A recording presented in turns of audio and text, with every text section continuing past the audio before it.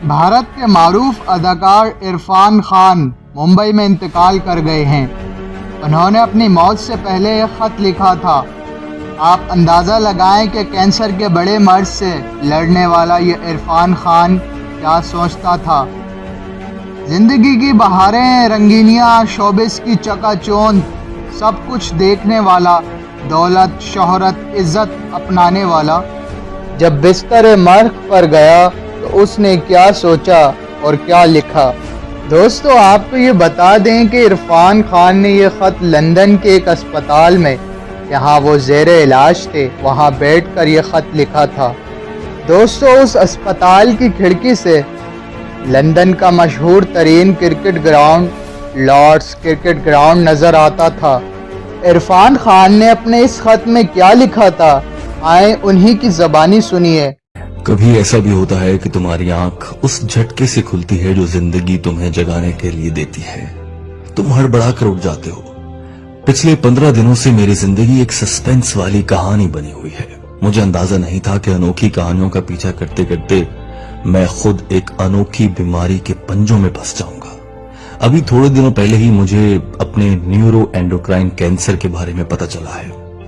مجھے یہ بھی معلوم ہوا ہے کہ یہ ایک ایسی بیماری ہے جس کے مریض پوری دنیا میں بہت ہی کم ہیں، نہ ہونے کے برابر۔ مریض نہیں ہے تو اس پہ تحقیق بھی ویسے ہی نہیں ہوئی جیسے ہونی چاہیے تھی۔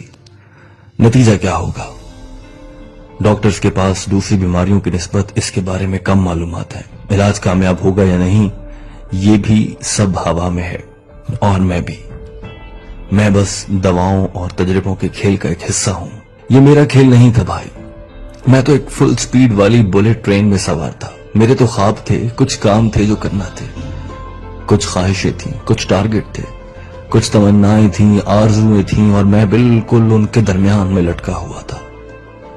اب کیا ہوتا ہے کہ اچانک پیچھے سے کوئی آ کر میرا کندھا تھپ تھپ آتا ہے۔ میں جو مڑ کر دیکھتا ہوں تو یہ ٹکٹ چیکر ہے۔ تمہارا سٹاپ آنے والا ہے بابو، چلو اب نیچے اترو۔ میں ایک دم پریشان ہو جاتا ہوں۔ نہیں بھائی میاں، میری منزل ابھی دور ہے یار۔ اور پھر ٹکٹ چیکر مجھے سمجھانے والے انداز میں کہتا ہے، نہ یہی ہے سٹاپ، تو بس یہی ہے۔ ہو جاتا ہے، کبھی کبھی ایسا بھی ہو جاتا ہے۔ اس اچانک پن میں پھنس کر مجھے سمجھ آ گئی کہ ہم سب کس طرح سمندر کی بے رحم لہروں کے اوپر تیرتے ایک چھوٹے سے لکڑی کے ٹکڑے کی طرح ہیں۔ بے یقینی کی ہر بڑی لہر کے آگے ہم تو بس اپنے چھوٹے سے وجود کو سنبھالنے میں لگے رہتے ہیں، نہ اس سے کم نہ اس سے زیادہ۔ ہرا سمندر، گوپی چندر، بول میری مچھلی، کتنا پانی، اتنا پانی، تو بس پانی، بے رحم پانی۔ وقت کی موجوں کے تھپیڑوں میں تیرتی نامعلوم ہستی اور پانی۔ اس مصیبت میں پھنسنے کے بعد ایک دن جب میں ڈرا سہما ہوا اسپتال جا رہا تھا تو میں نے اپنے بیٹے سے یوں ہی بڑبڑاتے ہوئے کہا، مجھے اس وقت اپنے آپ سے کچھ نہیں چاہیے، ہاں بس اتنا ضرور کہ یار اس عذاب سے میں اس طرح نہ گزروں جیسے اب اس وقت گزر رہا ہوں۔ مجھے اپنا سکون، اپنا اطمینان واپس چاہیے۔ یہ جو ڈر، جو خوف، جو پریشانیاں میرے کندھوں پہ چڑھی بیٹھی ہیں، میں انہیں اٹھا کے پھینک دینا چاہتا ہوں۔ میں ایسی قابل رحم قسم کی ہونک حالت میں اب مزید نہیں رہنا چاہتا۔ اس بیماری کا شکار ہونے کے بعد میری واحد خواہش یہی تھی، اور پھر اپنی تکلیف کی طرف میرا دھیان چلا گیا۔ مطلب اتنے عرصے سے میں بس اپنی تکلیف جھیل رہا تھا، برداشت کر رہا تھا، درد کی شدت کا احساس کر رہا تھا، لیکن اس پوری مدت میں کوئی بھی چیز اسے ختم نہیں کر پا رہی تھی۔ کوئی ہمدردی، پیار بھرے بول، کوئی ہمت بندھانے والی بات، کچھ بھی نہیں۔ اس وقت پتہ ہے کیسا لگتا تھا، جیسے پوری کائنات صرف ایک چیز کا روپ دھار چکی ہے، درد، خوفناک درد، وہ درد جو ہر چیز سے بڑا ہے۔ ہر چیز سے مایوس ہو کر تھکا ہارا بے حال جب میں اسپتال کے اندر داخل ہو رہا تھا تو سامنے کی طرف میری نظر پڑی۔ یہ لندن کا ایک اسپتال تھا، سامنے لارڈز کرکٹ گراؤنڈ تھا۔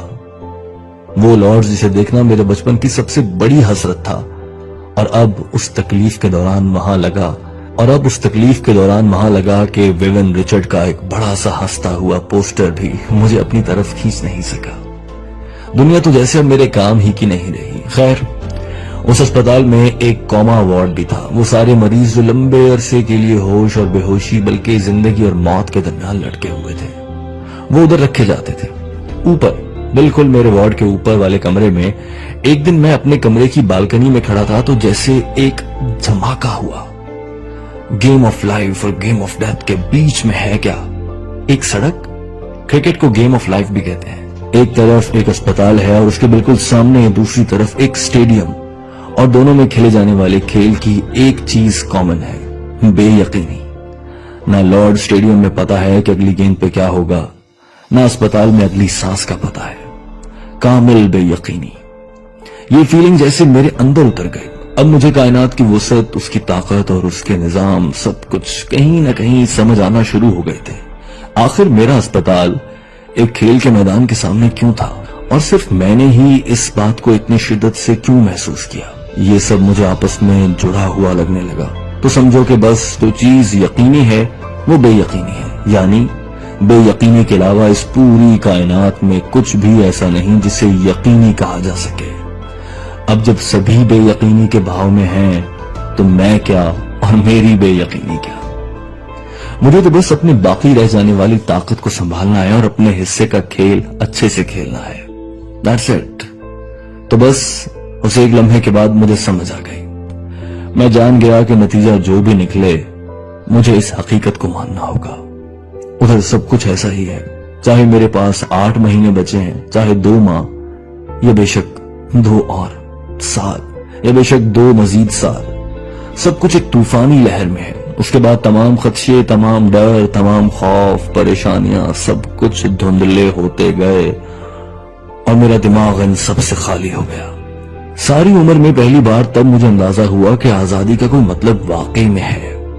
ایسا لگتا تھا جیسے مجھے کوئی بڑی کامیابی ملی ہے, جیسے زندگی کا جادو بھرا ذائقہ مجھے پہلی بار چکھنے کو ملا ہے, اور یہ سب میرے جسم کی ایک ایک پور میں اتر چکا تھا.